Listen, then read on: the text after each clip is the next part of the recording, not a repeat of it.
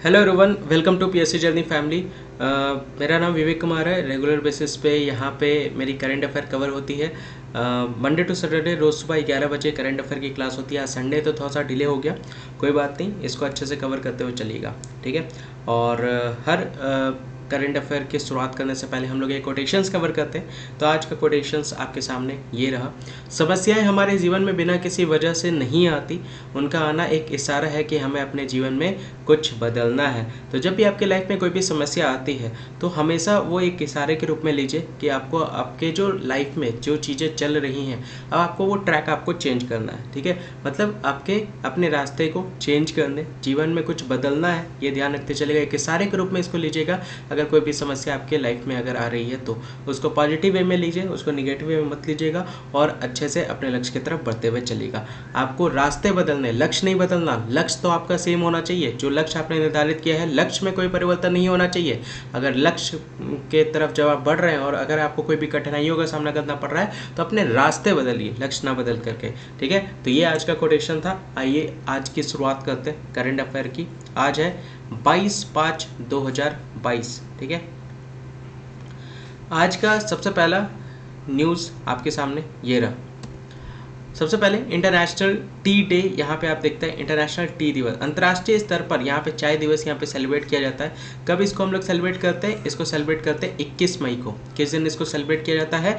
इसको सेलिब्रेट किया जाता है अंतर्राष्ट्रीय चाय दिवस को 21 मई को सेलिब्रेट किया जाता है। हर साल इसको 21 मई को मनाया जाता है, ठीक है। 21 मई को मनाया जाता है। यह दिन चाय श्रमिकों की सुरक्षित कामकाजी परिस्थितियों, निष्पक्ष व्यापार और चाय के उत्पादन में सुधार के लिए एक स्थायी वातावरण के बारे में जागरूकता पैदा करने के लिए जाना जाता है। ये डे जो है ये किस रूप में जाना जाता है? यहाँ पे लोगों के बीच जागरूकता पैदा करनी है। सेफ वर्किंग कंडीशन, यानी उनके काम जो है वो सुरक्षित हो। किसके काम को लेकर के बात कही जा रही है? टी वर्कर्स के काम को लेकर के बात कही जा रही है। फेयर ट्रेड की बात यहाँ पे कही जा रही है। सस्टेनेबल एनवायरनमेंट स्थापित करने की बात कही जा रही है, ताकि हम चाय के जो उत्पादन हो उसको हम इम्प्रूव कर सके, उसके उत्पादन में सुधार ला सके, उसके उत्पादन में वृद्धि ला सके, उसको लेकर के ये दिवस जो है वो जाना जाता है। The first international T day was held in Delhi. सबसे पहला अंतर्राष्ट्रीय स्तर पर टी दिवस जो है वो सेलिब्रेट किया गया था दिल्ली में। कब? 2005 में। 2005 में इसको अंतर्राष्ट्रीय स्तर पर सबसे पहली बार चाय दिवस जो है वो आपका 2005 में दिल्ली में आयोजित किया गया था। ये ध्यान में रख सकते हैं, ठीक है। About 80% of the total T produced in India is consumed by the domestic population. लगभग 80%, 100% जो उपज होती है चाय की, उसमें 80% जो है वो भारत के लोग कंज्यूम करते हैं, ठीक है। भारत के लोगों, 20% जो है वो आपका एक्सपोर्ट होता है, ठीक है, निर्यात होता है, ये ध्यान रखिएगा। तो भारत में उत्पादित कुल चाय का लगभग 80% घरेलू आबादी द्वारा उपभोग किया जाता है, ये ध्यान में रखते हैं, ठीक है। ये आपका पहला। आइए आगे बढ़ते हैं दूसरे न्यूज़ की तरफ। दूसरा है एंटी टेररिज्म डे, यानी 21 मई को इसको यहाँ पे सेलिब्रेट किया जाता है। विरोधी दिवस, आतंकवाद विरोधी दिवस की बात यहाँ पे कही जा रही है। इसको यहाँ पे हर साल इसको यहाँ पे 21 मई को यहाँ पे सेलिब्रेट किया जाता है भारत में, ठीक है। हर साल 21 मई को आतंकवाद विरोधी दिवस जो है वो मनाया जाता है। आतंकवाद विरोधी दिवस पूर्व प्रधानमंत्री राजीव गांधी की पुण्यतिथि पर मनाया जाता है। तो ये दिवस जो है वो बेसिकली ऑब्जर्व किया जाता है डेथ एनिवर्सरी के रूप में। जो पूर्व प्रधानमंत्री राजीव गांधी थे उनके डेथ एनिवर्सरी के रूप में, यानी पुण्यतिथि के रूप में ये बेसिकली ऑब्जर्व किया जाता है, ठीक है। राजीव गांधी की जो डेथ हुई थी, ही वॉज असैसिनेटेड मतलब यानी एक तरह से क्या कर दिया गया था, उनको उनके खिलाफ कार्रवाई करके उनके खिलाफ बेसिकली उनको असैसिनेट किया गया था। मतलब एक पूरी तरह से आतंकवादियों द्वारा उनकी हत्या की गई थी। आप कह सकते हैं ग्रुपिज्म करके उनकी हत्या कर दी गई थी आतंकवादियों के द्वारा। 21 मई 1991 की बात है। 21 मई 1991 को तमिलनाडु के श्री पेरुम्बदूर में कांग्रेस पार्टी के लिए प्रचार करते समय कैंपेन जब कर रहे थे, लिट्टे के आतंकवादियों द्वारा उनकी हत्या कर दी गई थी। तो LTTE टेररिस्ट जो थे, while campaigning for the Congress party, जब कांग्रेस पार्टी के जब वो कैंपेन कर रहे थे राजीव गांधी, तो उस समय श्री पेरुम्बदूर जो कि तमिलनाडु में उस समय उनको असैसिनेट कर दिया गया था LTT टेररिस्ट के द्वारा, और उसी डेथ एनिवर्सरी के रूप में, पुण्यतिथि के रूप में हर साल एंटी टेररिज्म डे यहाँ पे ऑब्जर्व किया जाता है, ये ध्यान रखिएगा। राजीव गांधी जो थे वो इंडिया के यंगेस्ट पीएम थे। जब उन्होंने शपथ लिया था, सबसे यंगेस्ट, सबसे कम उम्र के में पीएम बने थे, वो बने थे 40 की उम्र में। आप देख सकते हैं 40 की उम्र में वो पीएम बन गए थे। 40 साल के शपथ लेने के बाद भारत के सबसे कम उम्र के वो पीएम बने थे, और उन्हीं को असैसिनेट कर दिया गया था तमिलनाडु के श्रीपेरुम्बदूर में, ये ध्यान रखिएगा। और दिन था 21 मई, और इसीलिए इस दिन को यहाँ पे हम लोग आतंकवाद विरोधी दिवस के रूप में हम लोग इसको सेलिब्रेट करते हैं। आइए आगे बढ़ते हैं तीसरे नंबर न्यूज़ की तरफ। तीसरा नंबर न्यूज़ है world metrology day. Metrology day ये दिवस जो है बेसिकली 20 मई को इसको सेलिब्रेट किया जाता है विश्व भर में मेट्रोलॉजी डे। मेट्रोलॉजी डे हर साल इसको यहाँ पे सेलिब्रेट किया जाता है 20 मई को विश्व भर में। इसको सेलिब्रेट करने का हाईलाइट, ये सेलिब्रेट क्यों किया जाता है, ठीक है, ये बेसिकली इसको जो सेलिब्रेट करने का जो रीज़न है, ये highlight the necessity of precise measurement units and contribution of every individual in metrological organisation and institutes, यानी सटीक माप इकाइयों की आवश्यकता और मेट्रोलॉजिकल संगठनों और संसाधनों में प्रत्येक व्यक्ति के योगदान पर प्रकाश डालता है। इस वर्ष के आयोजन का विषय जो है, यहाँ पे जो थीम है इस वर्ष का, वो metrology in the digital era, digital युग में मेट्रोलॉजी, ये आप देख सकते हैं इस वर्ष का थीम है। 20 मई को ही ये दिवस को सेलिब्रेट किया जाता है। तो 20 मई 1875 को मीटर कन्वेंशन पर हस्ताक्षर करने की वर्षगांठ बनाने के लिए 20 मई की तारीख चयन किया गया था। तो यहाँ पे साइन हुआ था मीटर कन्वेंशन का, कब? 20 मई 1875। उस समय मीटर कन्वेंशन, याद रखिएगा, मीटर कन्वेंशन पे साइन हुआ था। आप लोगों को पढ़ाया भी था metre convention, units and measurements में, साइंस में आप लोग पढ़ेंगे भी इसके बारे में। मीटर कन्वेंशन, स्टैंडर्ड यूनिट्स हो गया, SI हो गया, फिर MKS सिस्टम हो गया, CGS सिस्टम हो गया।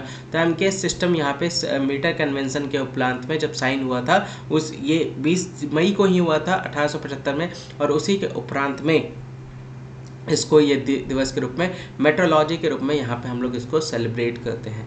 MKS, CGS, FKS सिस्टम वगैरह जो हम लोगों ने कवर किया था, तो MKS सिस्टम को स्टैंडर्ड यूनिट के रूप में जो सेलिब्रेट किया, इसको जो डेडिकेट किया गया था, डिसाइड किया गया था, वो बेसिकली 20 मई को ही डिसाइड किया गया था स्टैंडर्ड यूनिट के रूप में इसको सेलेक्ट करके, ठीक है, इंटरनेशनली इसको एक्सेप्ट किया गया था। नेक्स्ट पढ़ते हैं national endangered species day. Endangered species दिवस की बात कही जा रही है, यानी जो बेसिकली लुप्त होने के कगार पर है जो प्रजाति, ये भी यहाँ पे हर वर्ष इसको सेलिब्रेट किया जाता है 20 मई को। यहाँ पे बेसिकली इसको 3rd फ्राइडे को सेलिब्रेट किया जाता है, मई के 3rd फ्राइडे को हर साल तीसरे शुक्रवार को। तो राष्ट्रीय लुप्त प्राय प्रजाति दिवस मनाया जाता है, और इस साल यह 20 मई को मनाया जाता है। लुप्त प्राय मतलब इंडेंजर्ड, यानी जो विलुप्त होने के कगार पर जो प्रजाति है, जो जानवर है, उसको लेकर के यहाँ पे राष्ट्रीय लेवल पे इसको यहाँ पे 20 मई को ये दिवस के रूप में यहाँ पे सेलिब्रेट किया जाता है, ताकि हम लोगों में एक अवेयरनेस क्रिएट कर सके। यह दिन वन्य जीवों के आवासों और उनकी रक्षा के लिए किए जाने वाले कार्यों के बारे में जन जागरूकता बढ़ाता है, ठीक है।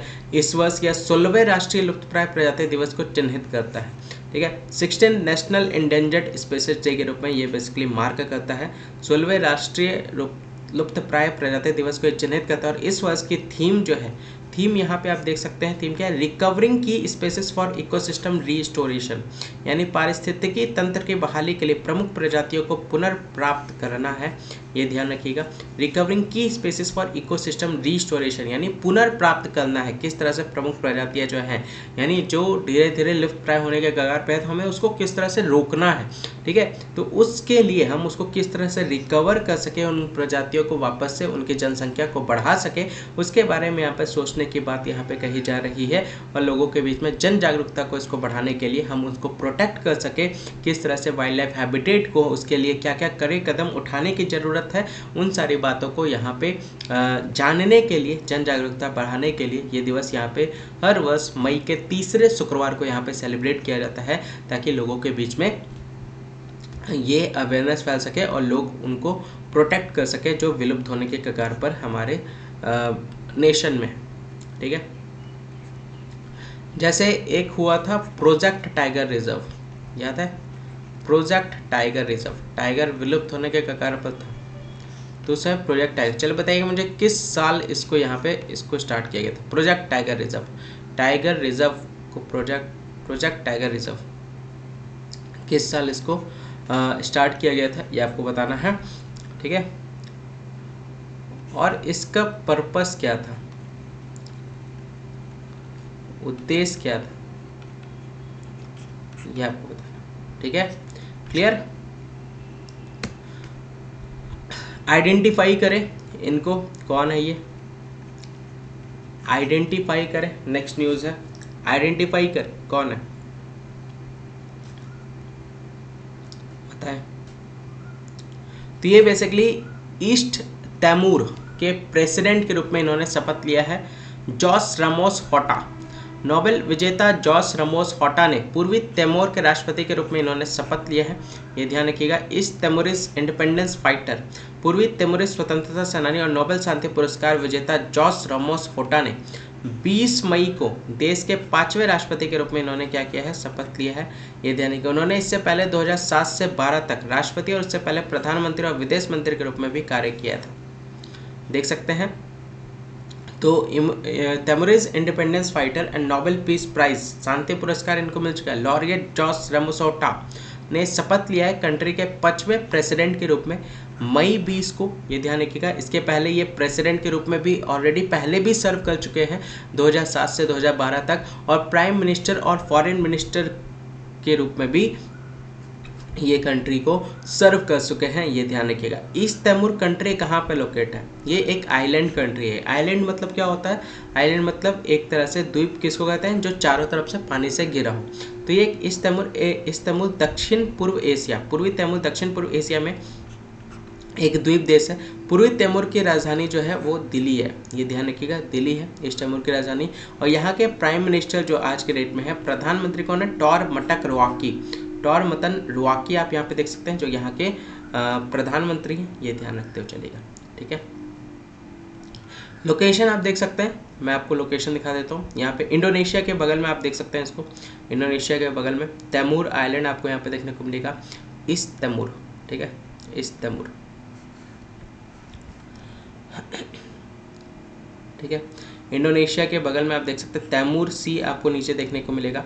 देखिए यहाँ पे हमारा प्यारा भारत है, भारत से जब आप निकलेंगे तो बंगाल की खाड़ी, बंगाल की खाड़ी के बाद हिंद महासागर, यहाँ पे आपको ये देखने को मिलेगा तैमूर आइलैंड, ठीक है, इस तैमूर, ठीक है। इसका कैपिटल क्या है, दिल्ली, ये ध्यान रखिएगा, दिल्ली इसका कैपिटल है। और ऊपर में सावू सी है, सावू सी आप देख सकते हैं, नीचे तैमूर सी है, दोनों तरफ से घिरा हुआ है तैमूर आइलैंड में, ठीक है। लोकेशन क्लियर हो गया।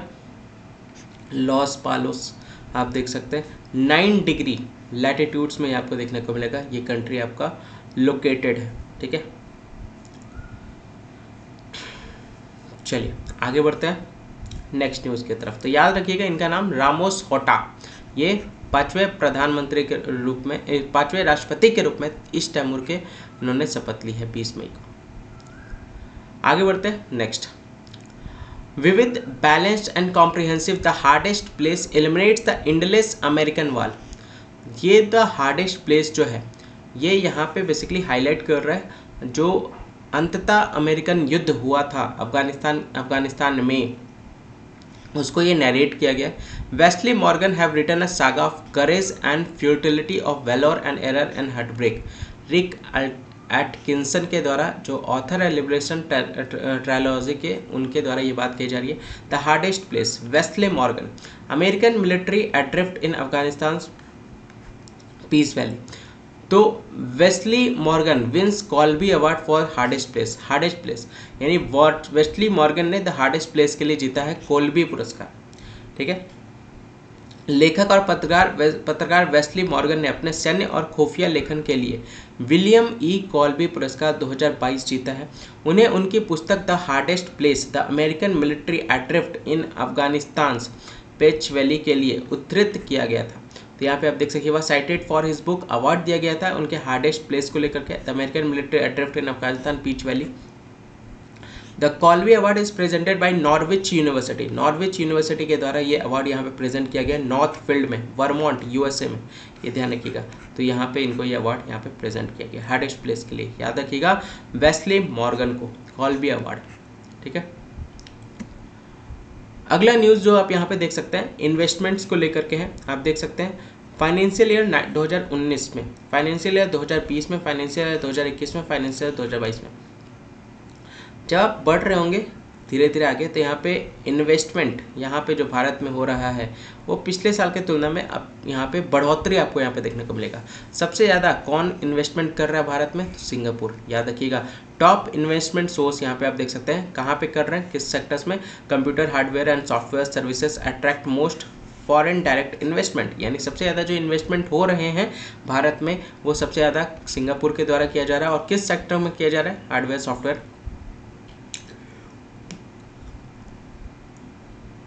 सर्विसेज के सेक्टर में यहाँ पे किया जा रहा है। और सबसे ज़्यादा भारत में कहाँ पे इन्वेस्टमेंट हो रहा है? तो ये कर्नाटका में हो रहा है, ये ध्यान रखिएगा। 38% यहाँ पे टोटल एफडीआई का यहाँ पे आपको देखने को मिलेगा इन्वेस्टमेंट हो रहा है। तो एफडीआई प्रवाह की बात करें तो 2021-22 में 83.57 बिलियन अमेरिकी डॉलर के सर्वकालिक उच्च स्तर पर पहुँच गया, देख सकते हैं। फाइनेंशियल ईयर 22 का मतलब हो गया 2021-22, ठीक है। 2021-22 की बात यहाँ की जा रही है, ये 2020-21 की बात की जा रही है, 2019-20 की बात की जा रही है, 2018-19 की बात की जा रही है, ठीक है। तो आप देख सकते हैं किस तरह से बढ़ोतरी हो रहा है, ठीक है। तो भारत ने 2021-22 में 83.57 अमेरिकी डॉलर का उच्चतम वार्षिक प्रत्यक्ष विदेशी निवेश जो निवेश हुए हैं, फॉरेन इन्वेस्टमेंट हुए, फॉरेन डायरेक्ट इन्वेस्टमेंट प्रत्यक्ष विदेशी निवेश दर्ज किया है। तो 2020-21 में ये बेसिकली जो एवरेज था यूएसडी जो था यूनाइटेड स्टेट डॉलर 81.97 बिलियन अमेरिकी डॉलर था। सिंगापुर ने 27% शेयर के साथ शीर्ष निवेशक देश है, 27% यहाँ पे अकेले सिंगापुर ने यहाँ पे निवेश किया है भारत में। जिसके बाद अमेरिका जो है वो 18% निवेश किया है और थर्ड में मॉरिशियस है 16%, याद रखिएगा। फर्स्ट में आपका सिंगापुर, सेकेंड में यूएस, थर्ड में मॉरिशियस। और सबसे ज़्यादा कहाँ पे निवेश हुआ है? तो कर्नाटका में हुआ है, याद रखिएगा। 38% यहाँ पे टोटल एफडीआई का यहाँ पे इन्वेस्ट हुआ है, निवेश हुआ है। तो कुल एफडीआई इक्विटी प्रवाह में 38% हिस्सेदारी के साथ शीर्ष प्राप्तकर्ता राज्य जो है वो कर्नाटक है, ये ध्यान रखते हुए चलेगा। तो ऑप्शन नंबर यहाँ पे आप देख सकते हैं कर्नाटका सबसे टॉप रेसिपेंट है और सबसे टॉप जो इन्वेस्टर है वो आपका सिंगापुर है। भारत में कुल कितना निवेश हुआ है? 83.57 बिलियन डॉलर है जो कि इस साल आपका निवेश हुआ है लास्ट आपका सत्र में। अगला जो न्यूज़ आप यहाँ पे देख सकते हैं नमामि गंगे को लेकर के, national mission for clean Ganga, जल शक्ति मंत्रालय की तरफ से यहाँ पे गंगा को क्लीन करने को लेकर के, यहाँ पे गंगा को लेकर के बेसिकली 11 प्रोजेक्ट्स यहाँ पे अप्रूव किए गए। स्वच्छ गंगा के लिए राष्ट्रीय मिशन ने 11 परियोजनाओं को मंजूरी दी है। राष्ट्रीय स्वच्छ गंगा मिशन की कार्यकारी समिति ने लगभग 660 करोड़ रुपए की अनुमानित लागत वाली 11 परियोजनाओं को यहाँ पे मंजूरी दी है। 11 प्रोजेक्ट्स को यहाँ पे अप्रूव किया गया।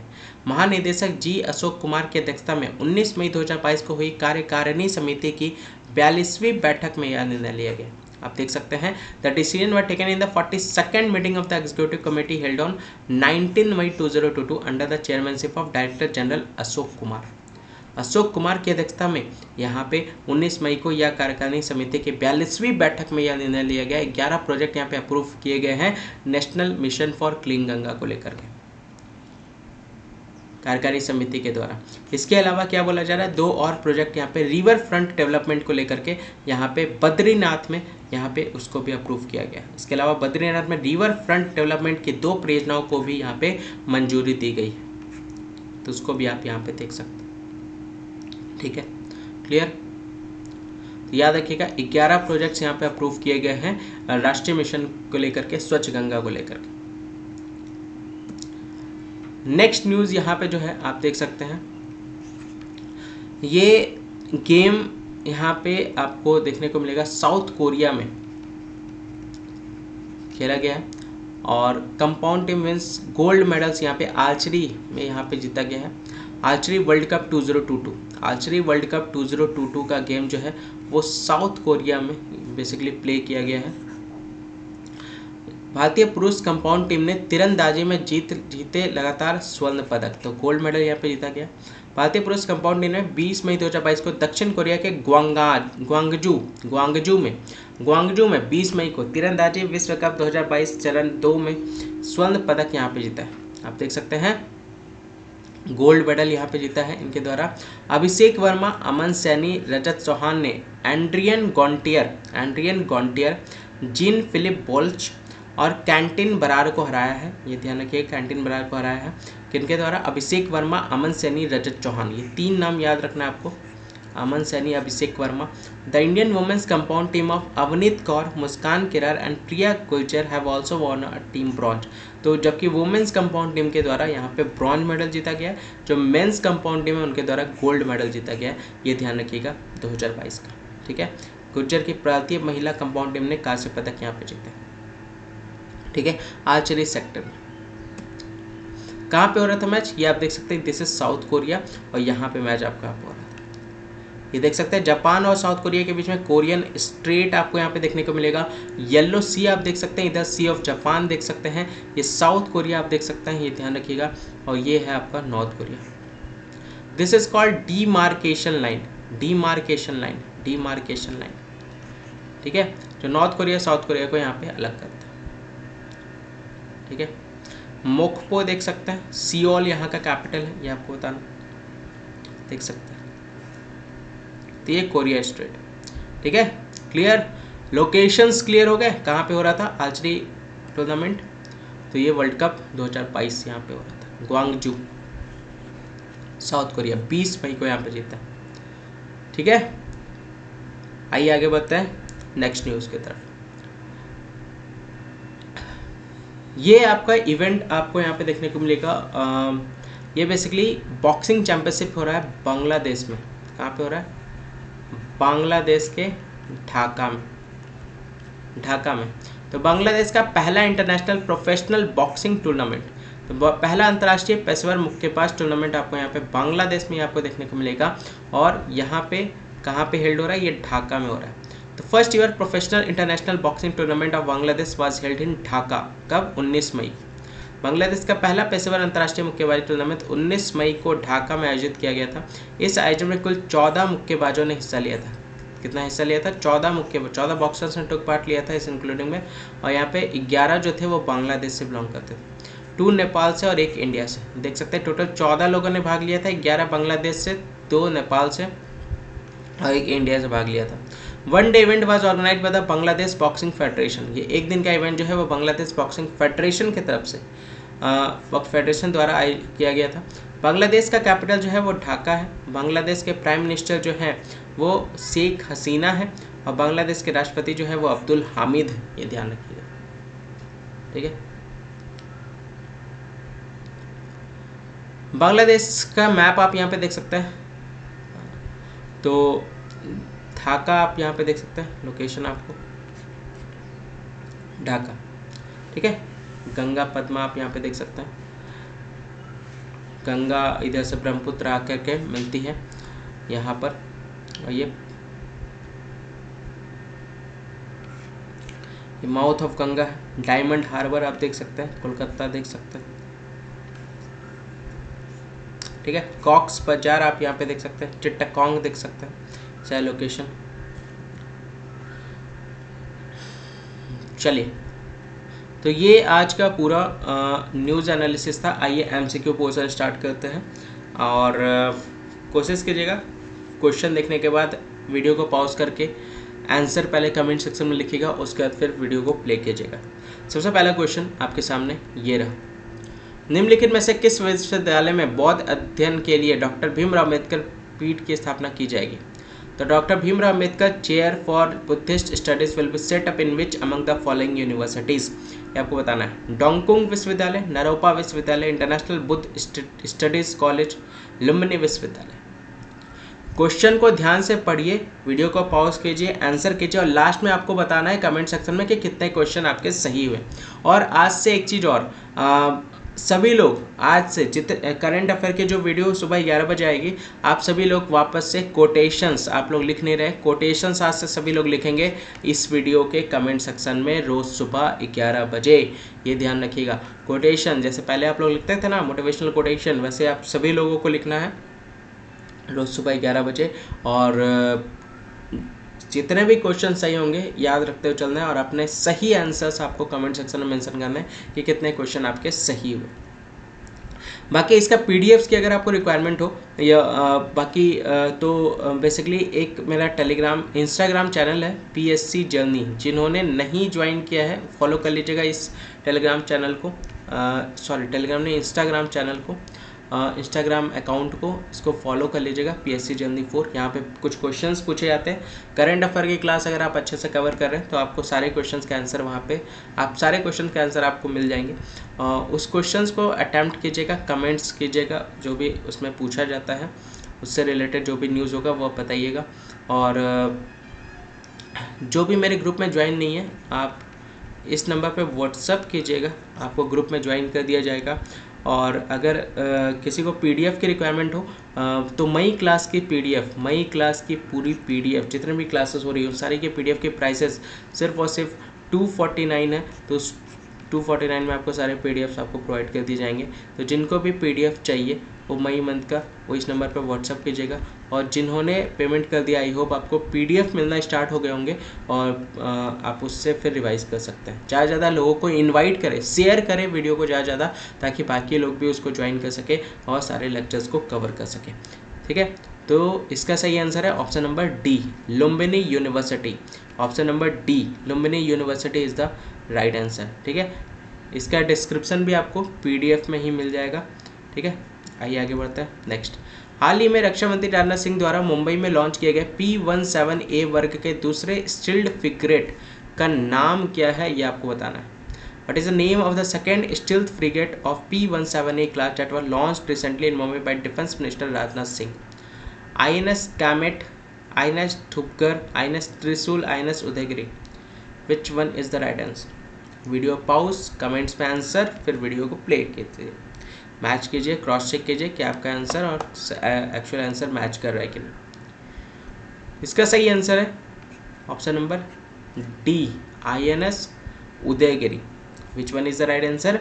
INS Udaygiri is the right answer. Option number D is the right answer. ठीक है, नेक्स्ट न्यूज़ की तरफ बढ़ते हैं, नेक्स्ट क्वेश्चन की तरफ। नए प्रस्तावित मालवीय मिशन का उद्देश्य क्या है?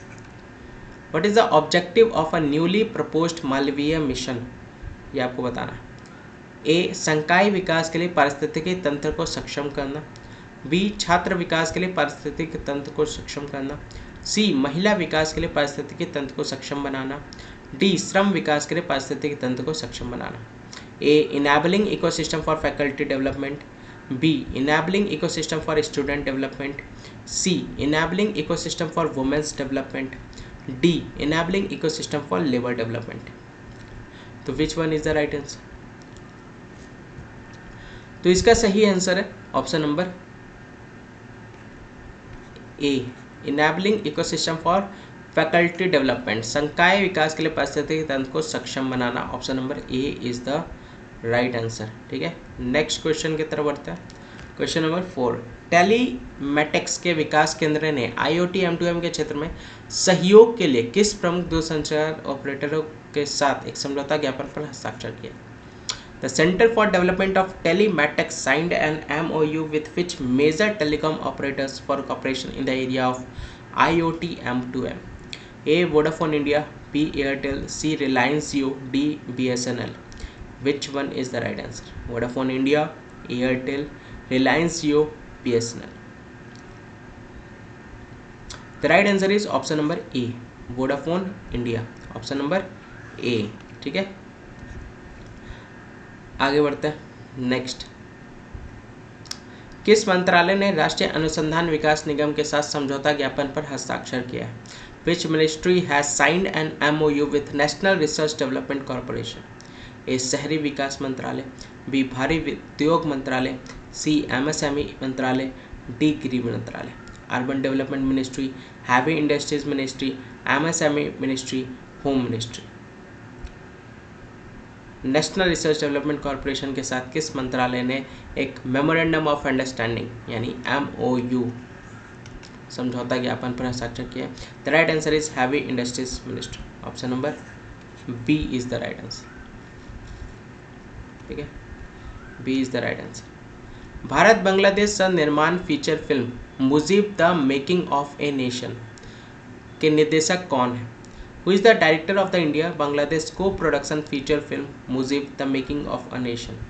ए Shyam Benegal, B Rituparna Ghosh, C Aparna Sen, D Deepa Mehta.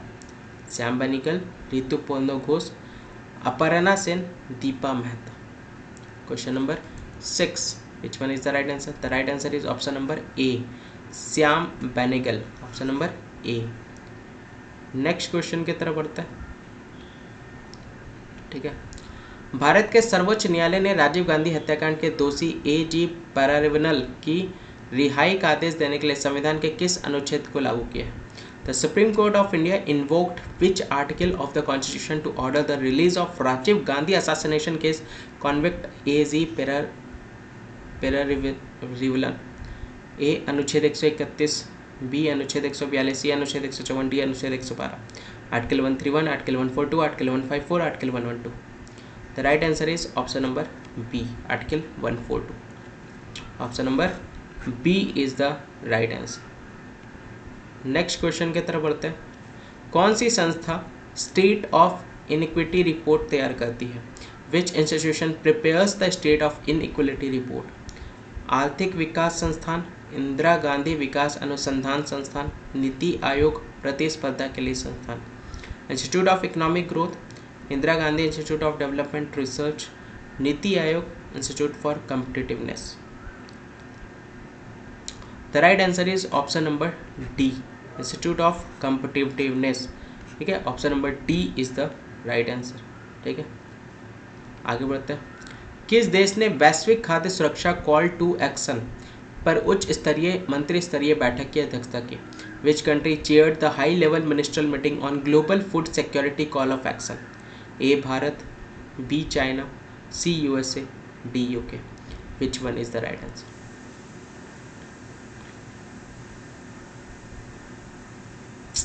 The right answer is option number C, USA। Option number C, USA। आज का अंतिम प्रश्न। आई होप आप लोग सब ध्यान में रखे होंगे कितने आंसर आप लोगों ने सही किए हैं। कमेंट्स में मुझे सभी के आंसर चाहिए कि कितने क्वेश्चंस आपके सही हुए हैं आउट ऑफ 10। आज का अंतिम प्रश्न आपके सामने ये रहा। 2021-22 के लिए प्रमुख कृषि फसलों के उत्पादन के लिए तीसरे अग्रिम अनुमान के अनुसार खाद्यान्न का अनुमानित उत्पादन क्या है? As per the third advance estimates of production of major agriculture crops for 2021-22, what is the estimate production of food grains? A 214.51 million tonne, B 314.51 million tonne, C 414.51 million tonne, D 514.51 million tonne. The right answer is option number B, option number B. The right answer is option number B. ठीक है, तो ये था आज का current affairs. I hope video आपको पसंद आया होगा। वीडियो को ज़्यादा से ज़्यादा शेयर कर दीजिए, वीडियो को लाइक करना ना भूलें। अगर आपने चैनल को अभी तक सब्सक्राइब नहीं किया तो चैनल को सब्सक्राइब कर लीजिएगा, बेल आइकन पर भी क्लिक कर लीजिएगा ताकि टाइमली नोटिफिकेशन आपके पास पहुंच सके और आप टाइमली क्लासेस को ज्वाइन कर सकें। किसी भी तरह का कोई भी डाउट, कोई भी फीडबैक, कोई भी क्वेरी आपको देना हो तो आप मुझे यहाँ पे मेल कर सकते हैं, वहीं पे आपको रिवर्ट कर दिया जाएगा। बाकी टेलीग्राम चैनल को आपको ज्वाइन करना हो तो ये टेलीग्राम चैनल है, यहाँ पे इसको ज्वाइन कर सकते हैं। इंस्टा का अकाउंट अगर आपने फॉलो नहीं किया है, ठीक है, तो उसको भी फॉलो कर लीजिएगा। PSC जर्नी 4 के नाम पे है, ताकि सारे अपडेट्स वहाँ पे मिल सके, सारे क्वेश्चंस के आप उसको कवर कर सकें। ठीक है, बाकी मिलते हैं नेक्स्ट वीडियो में। जय हिंद, जय भारत।